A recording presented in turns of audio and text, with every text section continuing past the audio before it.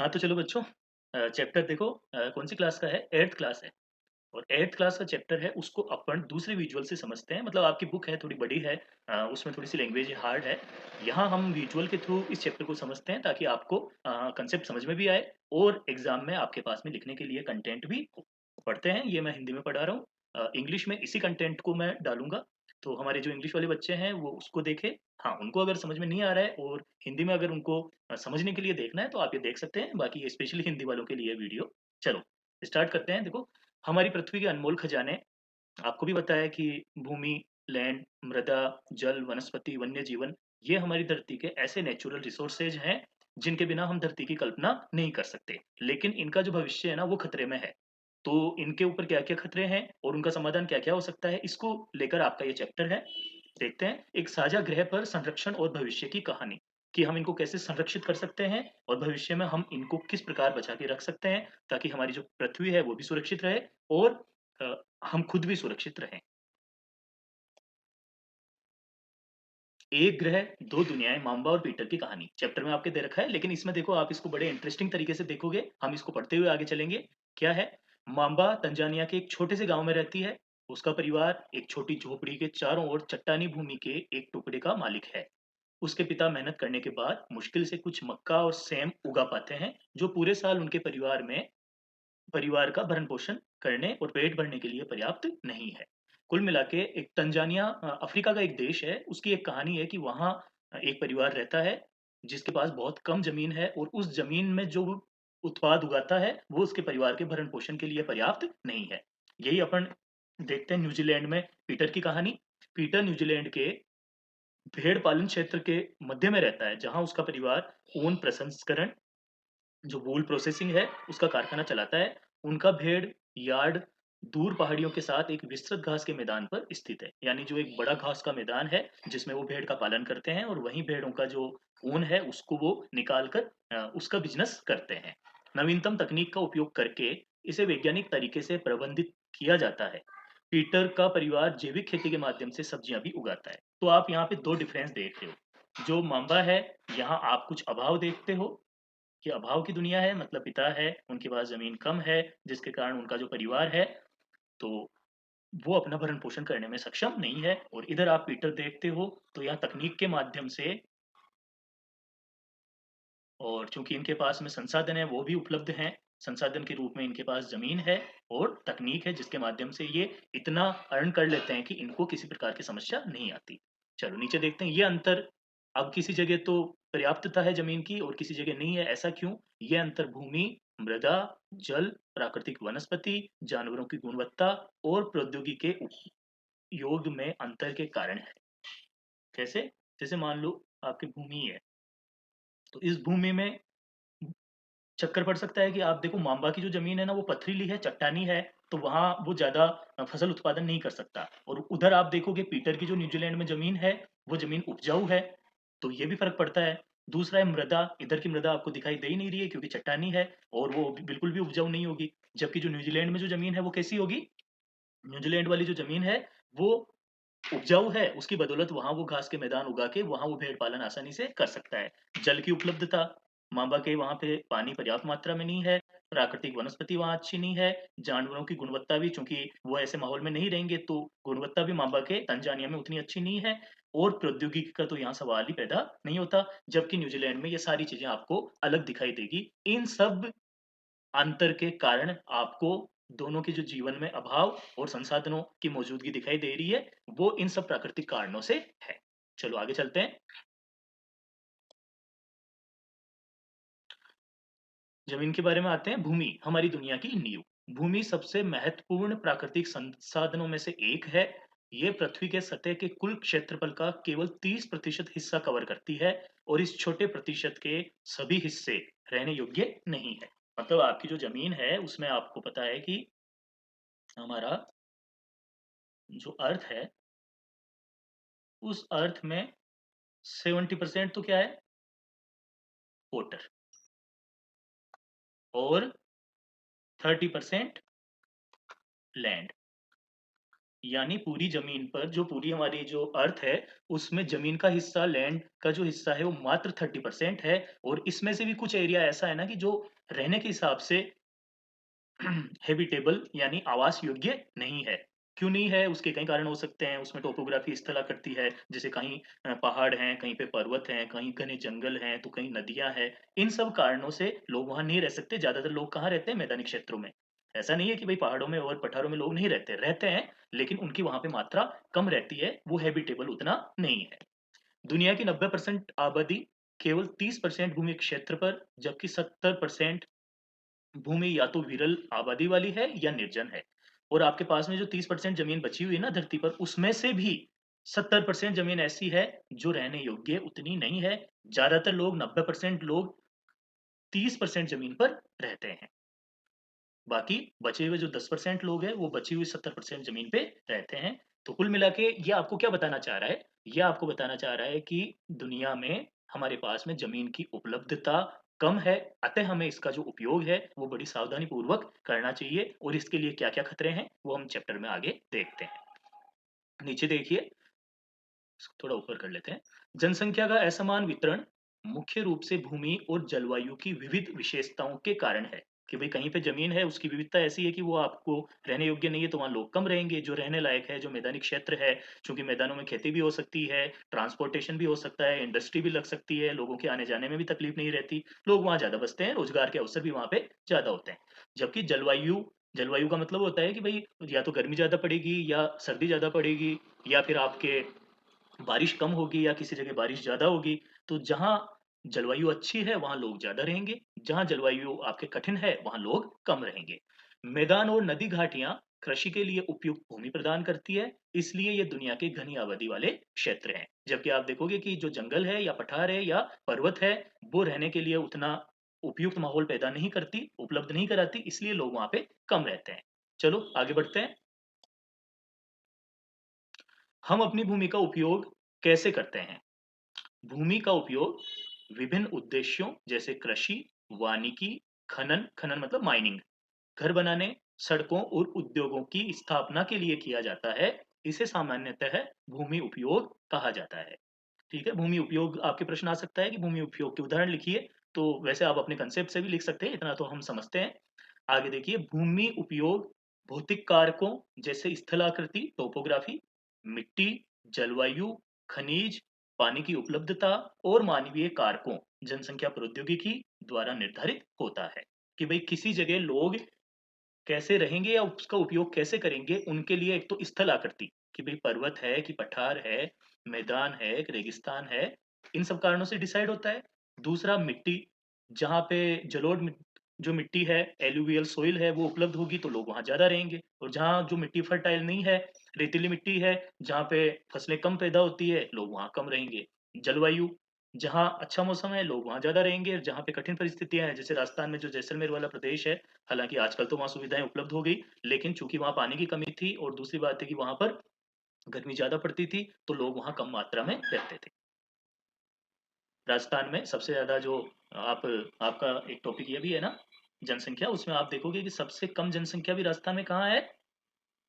जैसलमेर में, जैसलमेर में। और आप देखोगे वहाँ जो डेंसिटी है, पॉपुलेशन डेंसिटी, वो केवल कितनी है? 17। जैसे भारत में भी सबसे कम कहाँ है? अरुणाचल प्रदेश में। अगर राज्यों के संदर्भ में हम देखें ना, अरुणाचल प्रदेश में, और वो भी कितनी है? 17। यानी 1 किलोमीटर स्क्वायर में अरुणाचल प्रदेश में भी 17 लोग रहते हैं और जैसलमेर में भी 1 किलोमीटर स्क्वायर में 17 लोग रहते हैं।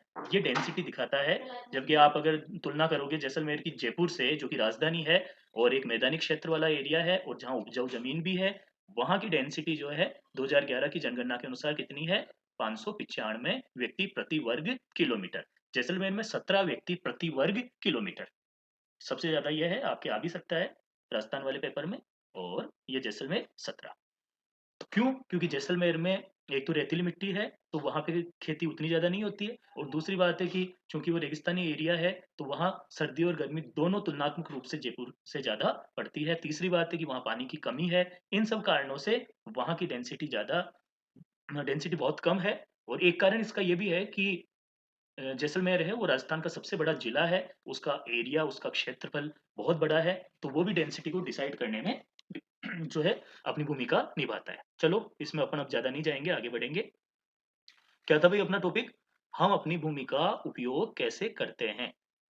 तो ये यहाँ पे चार्ट दे रखे हैं, चार्ट नहीं बोलते इनको, हाँ, पाई चार्ट ही बोलते हैं ना? हाँ, ठीक है। तो देखो सबसे पहले हम अगर बात करें वर्ल्ड की, तो वर्ल्ड में 31% एरिया में फॉरेस्ट है, जंगल है, 26% एरिया में चारागाह है, जो हमने जानवरों के लिए छोड़ रखे हैं, 11% ज़मीन पर खेती होती है और 32% जो ज़मीन है, वो ज़मीन अन्य उपयोग में जिसमें रहना करना, बिल्डिंग्स वगैरह, इंफ्रास्ट्रक्चर, इंडस्ट्री वो सारे आ जाते हैं। भारत में आप देखोगे तो वनों की मात्रा कितनी है? 22% और हमारा लक्ष्य है 35%। हम धीरे-धीरे उसकी तरफ बढ़ने का प्रयास कर रहे हैं। चारागाह कितने हैं? मात्र 4%। फसल भूमि कितनी है? 57% और अन्य उपयोग कितने आ जाएँगे? 17%। अब वही आप तुलना जापान और ऑस्ट्रेलिया का भी आप इसमें देख सकते हो। हमारे लिए उतना इम्पोर्टेंट नहीं है, इसलिए हम आगे बढ़ते हैं। हमारी भूमि पर बढ़ता दबाव और खतरे।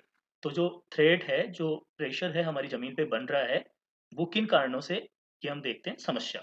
बढ़ती आबादी और उनकी बढ़ती माँग के कारण भूमि की उपलब्धता सीमित है। सबसे बड़ी प्रॉब्लम है, चाहे कुछ भी हो ना, भारत में तो एक सबसे बड़ी प्रॉब्लम सामने आ जाती है आपकी पॉपुलेशन। पहले तो हम दुनिया में दूसरे नंबर पर थे और अभी आप सब लोगों को बधाई हो कि पॉपुलेशन के मामले में हम नंबर 1 आ चुके हैं। तो जब जनसंख्या ज़्यादा रहेगी, आप एक परिवार में देखिए कि एक पिता के अगर 2 बच्चे हैं, एक तो वो अपना जो उनके इनकम के सोर्स हैं, वो उन पे खर्च करके उनको अच्छी एजुकेशन और हेल्थ केयर अवेलेबल करवाए और एक अगर किसी परिवार में 7-8 बच्चे हैं, तो उस स्थिति में क्या होगा? संसाधन कम रहेंगे और लोग उनका उपभोग करने वाले ज़्यादा रहेंगे। जिसके कारण वो प्रॉपर वे में ना तो उनके रहन-सहन में उतना खर्च कर पाएँगे और ना उनकी पढ़ाई और हेल्थ केयर में उतना खर्च कर पाएँगे। तो समस्या बढ़ती आबादी और उनकी माँग के कारण भूमि की उपलब्धता का सीमित होना।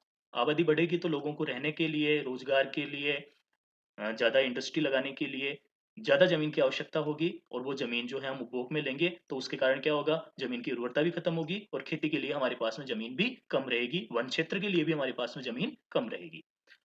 दूसरा कारण क्या है? एक तो भूमि क्षरण, जो भूमि का अपरदन होता रहता है, उसका क्षरण होता रहता है।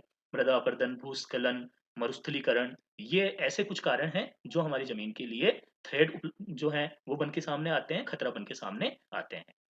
भूमि क्षरण का मतलब हो गया कि ज़मीन का हमारे खराब होना। अब वो चाहे फर्टिलाइज़र्स के यूज़ से हो या जो हम गंदा पानी इंडस्ट्री से निकला हुआ वो डिस्चार्ज करते हैं ऐसे ही उसको बिना ट्रीटमेंट दिए हुए, तो वो पानी जाएगा और जिस ज़मीन तक वो फैलेगा, उस ज़मीन की उर्वरता वो खत्म कर देगा। या एक कारण ये भी हो सकता है कि हम अपने खेतों में जो पेस्टिसाइड्स डालते हैं ना, तो उनसे भी एक बार का तो हमें प्रोडक्शन अच्छा मिल जाएगा, लेकिन उसके बाद में क्या होगा, धीरे-धीरे ज़मीन की उर्वरता, फर्टिलिटी कम होती जाएगी। भूस्खलन का मतलब है लैंडस्लाइड। ये आप चित्र में देख पा रहे हो यहाँ पे। अब देखो ये चित्र में आप देखो, इसको थोड़ा और ओपन कर लेते हैं ज़ूम।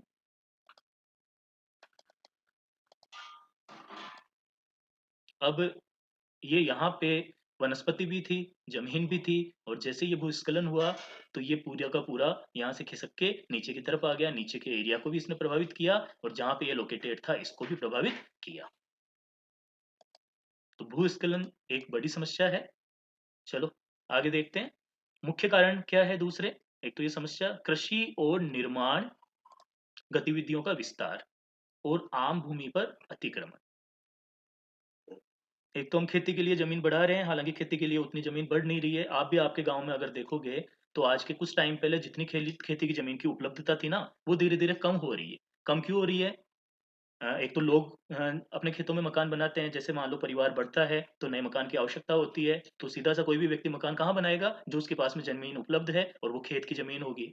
तो एक तो उससे ज़मीन कम हो रही है, दूसरी चीज़ है कि कुछ इंफ्रास्ट्रक्चर बनते हैं, जैसे गाँव है या शहर है, उधर रोड भी निकलेगी, आपके हॉस्पिटल भी बनेंगे, स्कूल भी बनेंगे और जो भी कुछ सरकारी संस्थाएँ जो भी बन सकती है, जो उपलब्ध होती है, जैसे ग्राम पंचायत है, उसका एरिया है। तो इन सब कारणों से क्या होगा, खेती के लिए भी ज़मीन धीरे-धीरे कम हो रही है और दूसरी बात है निर्माण गतिविधियाँ, जो भी सेटलमेंट के लिए हम कुछ बनाते हैं, जैसा मैंने अभी कहा इंफ्रास्ट्रक्चर, और दूसरा हम हैबिटेट के लिए, रहने के लिए जो बनाते हैं, तो वो भी ज़मीन को धीरे-धीरे कम करता है, जो ज़मीन हमारे उपलब्ध किसमें हो सकती थी, खेती में या पेड़-पौधे लगाने में, मतलब वानिकी में, फ़ॉरेस्ट्री में। केस स्टडी भूस्खलन, लैंडस्लाइड। परिभाषा: भूस्खलन को ढलान से नीचे चट्टान, मलबे या पृथ्वी के बड़े पैमाने पर संचलन के रूप में परिभाषित किया जाता है कि भई एक बहुत बड़ा टुकड़ा ज़मीन का ढलान पर जो मौजूद है, वो नीचे की तरफ खिसकता है। सीधी भाषा में उसी को अपन बोलते हैं भूस्खलन या लैंडस्लाइड। आप लोगों ने बाहुबली मूवी देखी थी, उसमें आपने एक सीन देखा होगा कि जिसमें पूरा वो पहाड़ी एरिया है जो बर्फ से ढका हुआ है और वहाँ पे स्लाइड होती है, जिसको अपन आइस स्लाइड बोल सकते हैं। तो उसमें आप देख सकते हो कि उस आइस शीट के नीचे भी जो पत्थर के टुकड़े हैं ना, वो भी साथ में टूट के आगे की तरफ आएँगे, हालाँकि वो ऊपर से दिखाई नहीं देंगे। चलो आगे बढ़ते हैं। उदाहरण: हिमाचल प्रदेश के किन्नौर जिले में रिकांग पिओ के पास पांगी गाँव में एक बड़े भूस्खलन ने पुराने हिंदुस्तान तिब्बत रोड के 200 मीटर के हिस्से को क्षतिग्रस्त कर दिया, डैमेज कर दिया, और ये भूस्खलन तीव्र विस्फोट के कारण हुआ था। ठीक है? और भी कई कारण हैं, आगे बढ़ते हैं अब अपन। हमारी ज़मीन का संरक्षण, समाधान और रणनीतियाँ। क्या-क्या उसके कंज़र्वेशन के उपाय हो सकते हैं, क्या सॉल्यूशन हो सकते हैं और क्या स्ट्रैटेजी हो सकती है। सबसे पहला है भूमि संरक्षण के सामान्य तरीके, और इनमें जो सबसे पहला तरीका निकल के आता है, वो आता है आपका वनारोपण। वन रोपण, जिसको इंग्लिश में अपन बोल देते हैं एफ़ोरेस्टेशन। वनारोपण, ज़्यादा से ज़्यादा पेड़ लगाएँ। पेड़ लगाने का सबसे जो बड़ा फ़ायदा है ज़मीन के संदर्भ में, तो वो क्या होगा कि पेड़ अगर जहाँ लगते हैं, तो वो मिट्टी के कटाव को रोकते हैं। पेड़ है, वो ज़मीन को बाँध के रखते हैं। पेड़ की जो जड़ें हैं, तो जिसके कारण जब भी तेज़ बहाव पानी का हो या तेज़ हवा चले, वो उस जगह की मिट्टी को रोक के रखते हैं और मिट्टी के कटाव को रोक होने से बचाते हैं। दूसरा है भूमि सुधार। भूमि सुधार के कई उपाय हैं।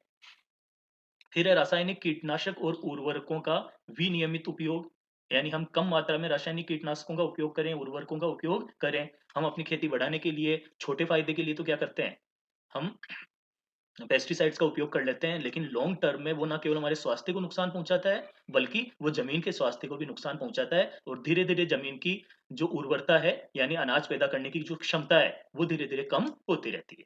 और फिर है अतिचारण पर रोक। अतिचारण मतलब ज़्यादा जो ग्रेजिंग, ओवर ग्रेजिंग जो होती है, उस पर रोक लगाना, उसको लिमिट में रखना। ओवर ग्रेजिंग का नुकसान जैसे कैसे हो सकता है कि भई जैसे ओवर ग्रेजिंग में सबसे ज़्यादा समस्या आती है, जो भेड़ और बकरियाँ बड़ी मात्रा में घास जाके जो चरती है ना, तो उसमें क्या होता है कि ये जो छोटी-छोटी घास होती है, उसको जड़ से उखाड़ती है।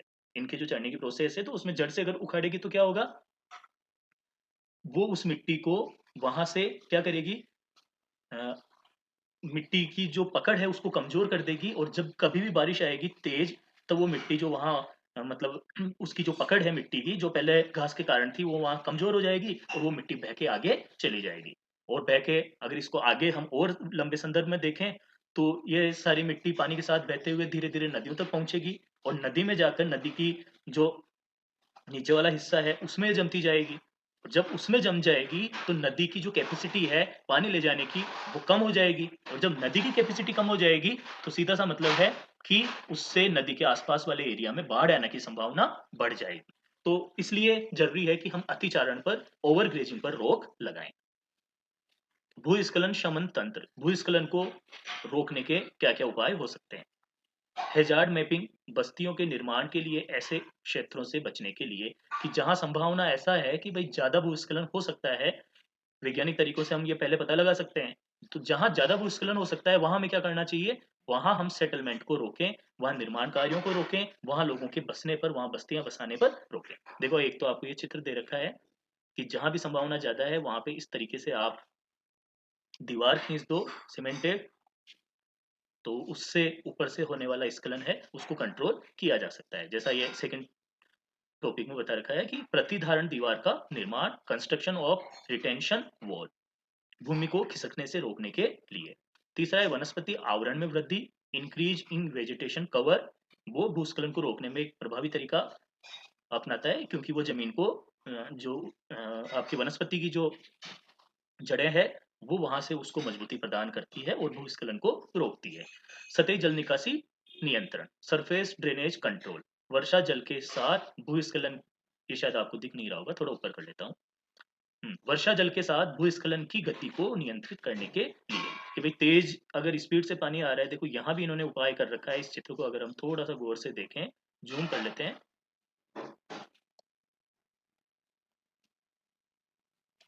थोड़ा साइड में चला गया। ये आप यहाँ देखोगे तो ये नाली ऐसे बना रखी है, इसमें से भी नाला दे रखा है। हालांकि ये एआई से बनाया हुआ चित्र है, तो उसमें उतना हम स्पष्ट नहीं देख सकते, लेकिन फिर भी जो ऊपर से पानी आ रहा है ना तेज गति से, उसको धीमा करने के लिए और नालियों के माध्यम से नीचे पहुंचाने के लिए जहां भी खतरा होता है ना लैंडस्लाइड का, वहां हम ऐसे उपाय कर सकते हैं। चलो आगे बढ़ते हैं। ये तो हो गया। तो इसमें हमने क्या देखा, हमारी जमीन का संरक्षण, संरक्षण को इंग्लिश में बोलते हैं कंजर्वेशन।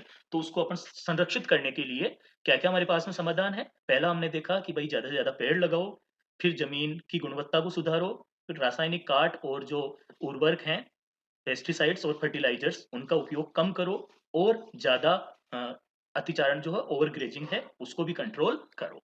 इधर हमने देखा भूस्खलन को रोकने के उपाय में हैजार्ड मैपिंग, ऐसी बस्तियां आप वहां मत बसाओ जहां पे लैंडस्लाइड का खतरा रहता है। दीवार बनाओ लैंडस्लाइड को रोकने के लिए जहां संभावना ज्यादा है, और ज्यादा से ज्यादा पेड़ पौधे लगाओ। और जल के जहां लैंडस्लाइड का खतरा है, वहां अगर तेजी से नीचे पानी आता है, तो इस प्रकार से नालियां बनाओ कि वो पानी की गति को कंट्रोल कर सके और नाली के माध्यम से पानी नीचे आ सके। चलो आगे बढ़ते हैं। जीवन की पतली परत मृदा, भाई जो आपका पढ़ते हो ना उसमें लिथोस्फेयर, तो उसमें सबसे ऊपर वाली जो पतली परत है उसको हम मृदा बोलते हैं, उसको हम सोइल बोलते हैं, जो क्रस्ट में ऊपर रहता है। पढ़ते हैं, पृथ्वी की सतह को ढकने वाले दानेदार पदार्थ की पतली परत को मृदा कहा जाता है। ये भूमि से निकटता से जुड़ी हुई है। खनिजों और कार्बनिक पदार्थों का सही मिश्रण मिट्टी को उपजाऊ बनाता है। मिट्टी है ना, तो मिट्टी में अगर खनिज रहेंगे और कार्बनिक पदार्थ जैसे ह्यूमस रहेंगे ना, कि जो कोई जानवर मर गए तो उनके अवशेष, और जो पेड़ पौधे हैं, ये इनकी पत्तियां गिरती रहती है, पेड़ पौधे नीचे गिरते रहते हैं खत्म होने के बाद में, तो इनके अवशेष से क्या होता है कि वो मिट्टी की गुणवत्ता बढ़ जाती है, उसमें ह्यूमस की मात्रा बढ़ जाती है। देखो, ह्यूमस और वनस्पति के साथ ऊपरी मृदा, फिर उसके नीचे आती है रेत गाद और मिट्टी के साथ उपमृदा, फिर उसके नीचे अपक्षयी चट्टानी पदार्थ, धीरे धीरे इनकी जो मोटाई है वो बढ़ती जाती है, और फिर उसकी पेरेंट रॉक जनक चट्टान जो सबसे नीचे की तरफ है। तो ये मृदा का आपको एक दे रखा है। इधर देखो, मृदा जो है उस पर किस किस का प्रभाव पड़ता है मृदा निर्माण में, सोइल फॉर्मेशन में क्या क्या चीजें हैं जो अपनी भूमिका निभाती है। एक तो है जनक चट्टान, यहाँ चट्टान लिखा हुआ है, जबकि इसको अपन लिख देते हैं चट्टान।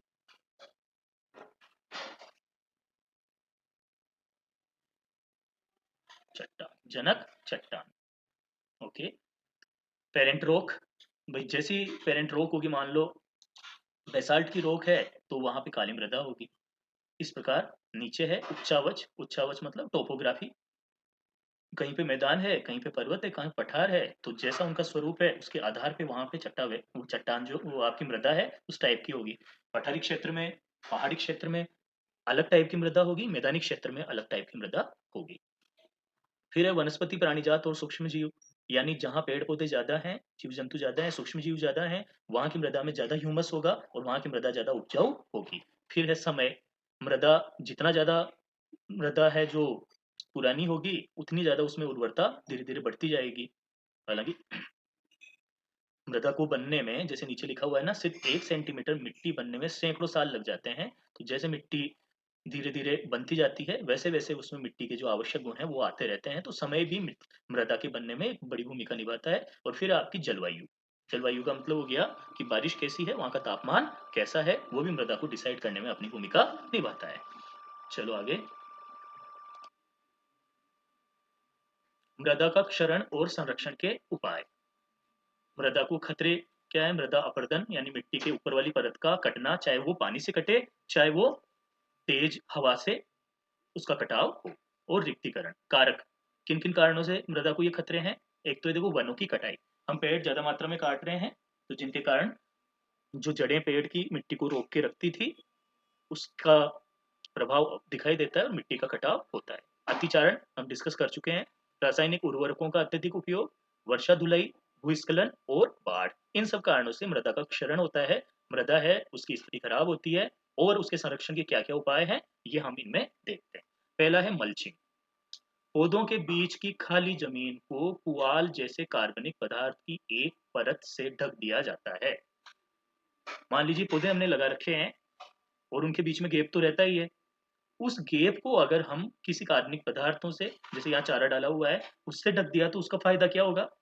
जो मिट्टी में नमी है ना, वो नहीं उड़ेगी और पौधों की सुरक्षा के लिए अच्छा रहेगा। दूसरी चीज़ है जमीन जो है उसमें भी वो कार्बनिक जो पदार्थ है वो सुरक्षित रहेंगे। तो ये मल्चिंग मल्चिंग क्या हो गया? जहाँ पेड़ पौधे लगा रखे हैं तो उनके बीच में जहाँ खाली जगह है उसको हम दूसरे कार्बनिक पदार्थ से ढक देते हैं, जिसके कारण वहाँ आपकी मिट्टी में नमी बनी रहती है और मिट्टी की उर्वरता बरकरार रहती है। फिर है काउंटर प्लगिंग, समोच्च जुताई। और अगला है वेदिका फार्म टेरेस फार्मिंग। देखो दोनों दिखने में लगभग एक जैसे लग रहे हैं, लेकिन दोनों में अंतर है। पहला जो समोच्च जुताई या काउंटर प्लगिंग है, इसमें क्या है? काउंटर। काउंटर का मतलब क्या है?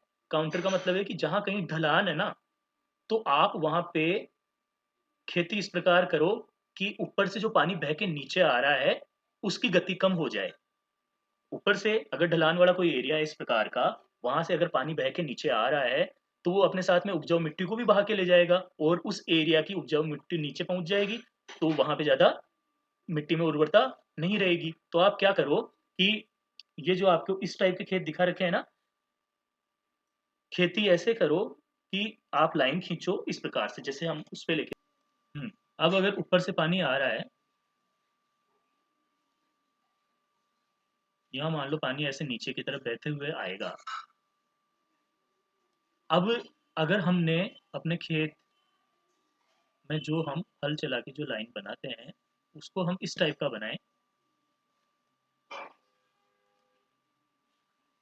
ऐसे, तो इस पानी की गति क्या हो जाएगी? कम हो जाएगी। इससे आपकी मिट्टी जो है वो बची रहेगी। ठीक है, तो इसी को अपन बोलते हैं समोच्च जुताई काउंटर प्लगिंग। मतलब काउंटर मतलब एक उसने रोक लगा दी, अवरोध पैदा कर दिया। और वेदिका फार्म का मतलब क्या है? वेदिका फार्म का मतलब हो गया टेरेस फार्मिंग, सीढ़ीदार खेती, खड़ी ढलानों पर सपाट सतह का निर्माण की गई।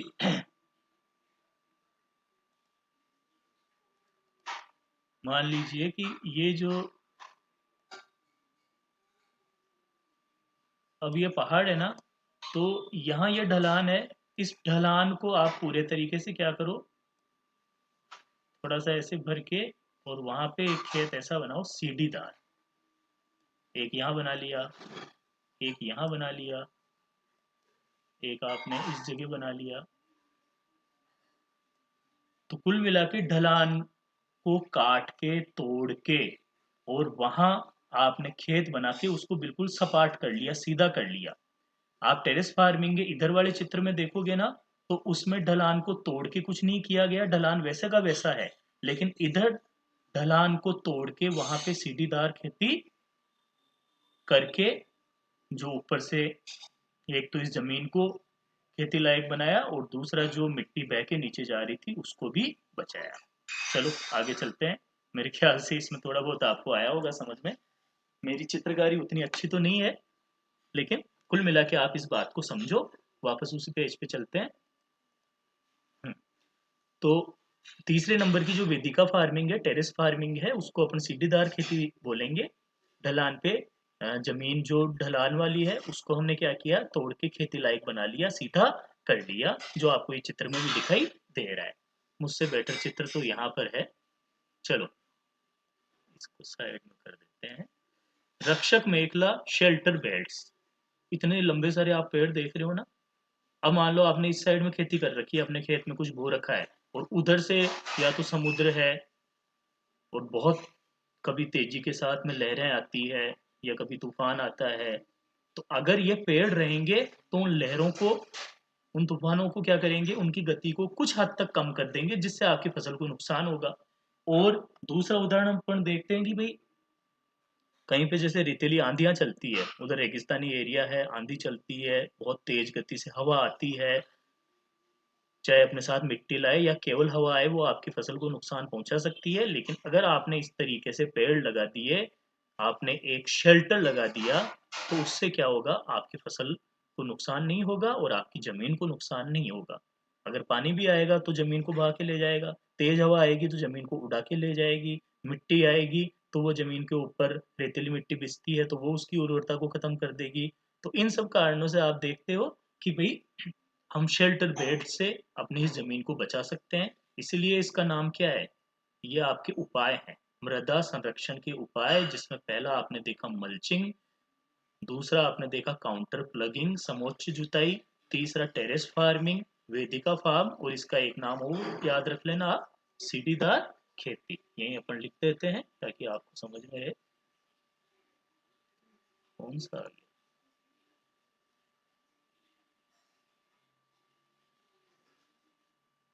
सीढ़ीदार खेती, सीढ़ीदार।